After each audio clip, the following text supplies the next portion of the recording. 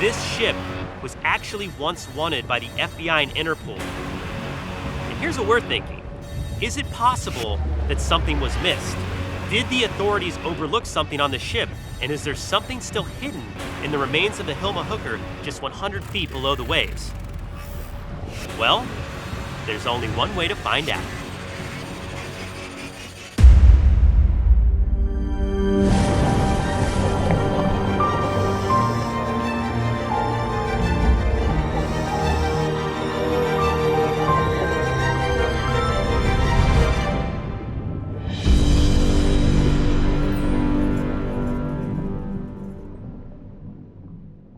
How's it going, everybody? I'm Mark Vins, and welcome back to another Blue Wilderness adventure. Today we're in Bonaire, an island just off the coast of Venezuela, at the site of one of the most famous shipwrecks in all the Caribbean, the Hilma Hooker.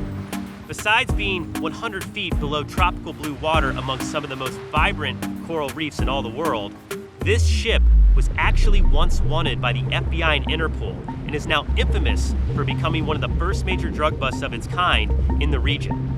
And here's what we're thinking. Did the authorities overlook something on the ship? And is there something still hidden in the remains of the Hilma Hooker just 100 feet below the waves? Well, there's only one way to find out. Today, we're going to be doing 2 tanks each. The reason we're going to be doing that is because we're going to have limited bottom time at these depths. So on tank 1, we're going to scout the ship in its entirety looking for entry points. Tank 2, we're going to enter the ship and look for what's inside. And with any luck, we're gonna find something the FBI missed in one of its most wanted shipwrecks. And oh look, here we are. This is marker number 1. All right, it's time to dive.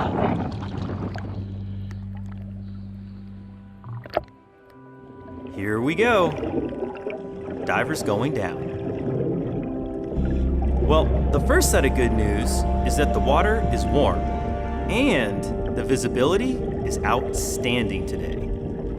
And since we want to descend slowly, we might as well go check out the coral reefs, right? I mean, the shipwreck's not going anywhere. Wow, look at how alive this ecosystem is. There are so many fish here. And the parrotfish are especially colorful near Bonaire, just like this one. And check that out. That's a peacock flounder. I love the way they glide across the bottom when they swim.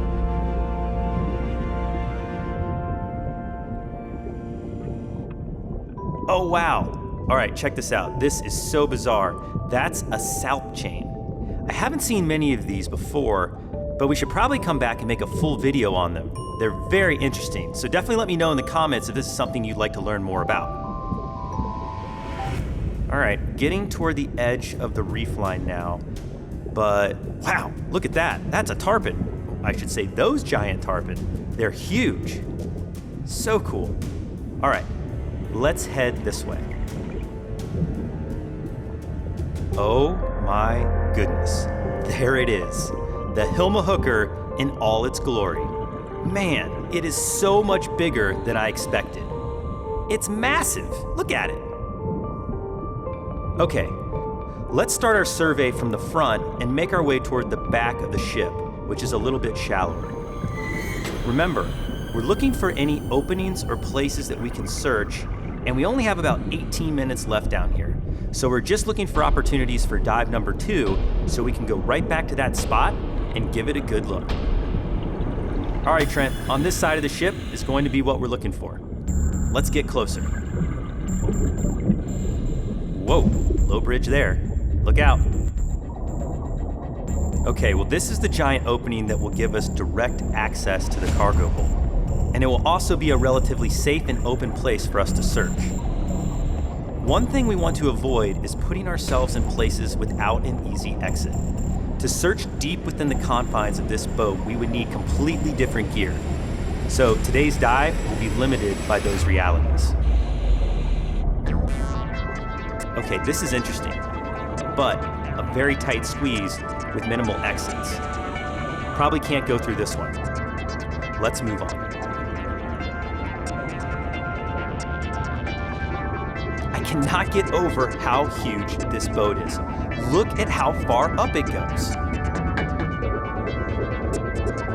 All right, another tight squeeze here, but this port looks doable.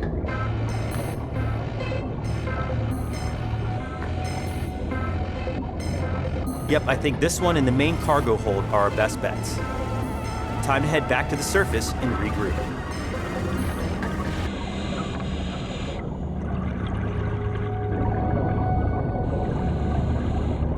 Nice job, Trent. Way to go, bud. Haha! Dive number 1 in the books. Dive number 1 was incredible. First of all, let's talk about the ship itself. A 235-foot boat sounds big, but when you see it in person underwater, it is like, whoa! Covers all of your peripheral vision, and the good news is we did do a complete lap around the wreck, and we saw multiple points of entry, which is good news for dive number 2.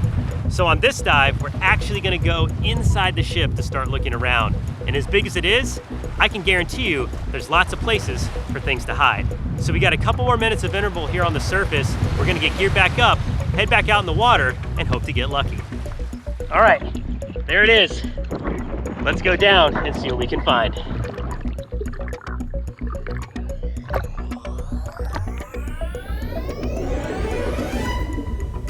Well, here goes nothing. Okay, so the first place we want to check out is the center cargo hold. Any hidden cargo may have drifted or fallen out of place after all these years the ship has been slowly disintegrating and collapsing beneath the waves. So I think we have a decent shot at spotting something in the open. All right, Trent, hold above and keep eyes on me. I'm going in.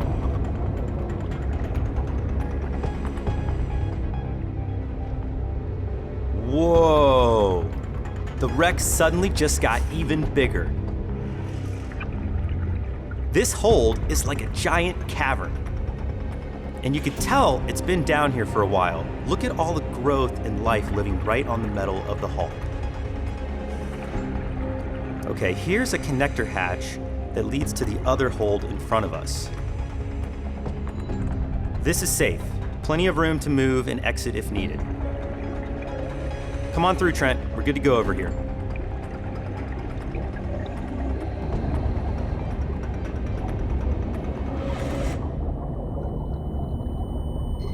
Okay, I see some debris down here at the bottom. Let's go check it out. That's not going anywhere. Thought I might be able to look underneath it, but that is stuck in place. Let's move on. Okay, cool. I think we found the engine room. Look at all those pipes. Well, there's no way we're going in there. Way too dangerous. But still pretty cool to see. Would love to come back and explore that room a bit more.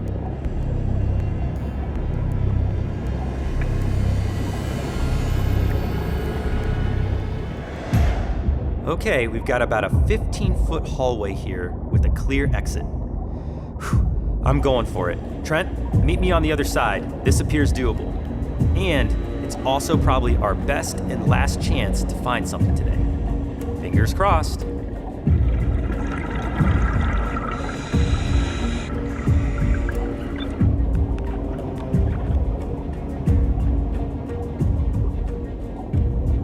Okay, whoa. There are so many other passages in here. I definitely couldn't tell that just looking from the outside. So many places to search. I wish we could go further in, but we just can't risk it. I have to keep that easy exit in sight at all times, but I can pop the camera up for a quick peek. Well, that looks promising. So many places to hide things on this boat. I can totally see how it was used for smuggling. And we're clear. All right, let's start our ascent.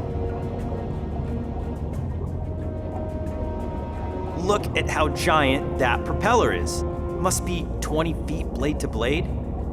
I guess you need a propeller that big if you're gonna move a boat this huge. Okay, almost to the surface. Let's take one last look at the Hilma, the FBI'S Most Wanted Shipwreck.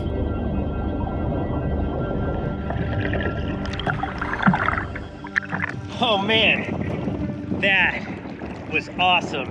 we actually got inside the shipwreck, going through all those corridors, exploring around with our high-powered dive lights. Unfortunately, we didn't find anything, but we had one incredible experience, and hopefully this is just the first of many shipwreck explorations to come on Blue Wilderness.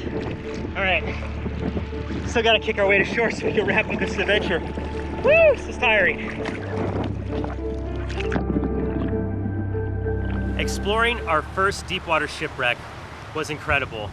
Unfortunately, we didn't find anything on that second dive in the hull of the Hilma Hooker, but that's not to say it isn't out there. I mean, that is a big shipwreck to explore, and to properly do it, you would definitely need more bottom time.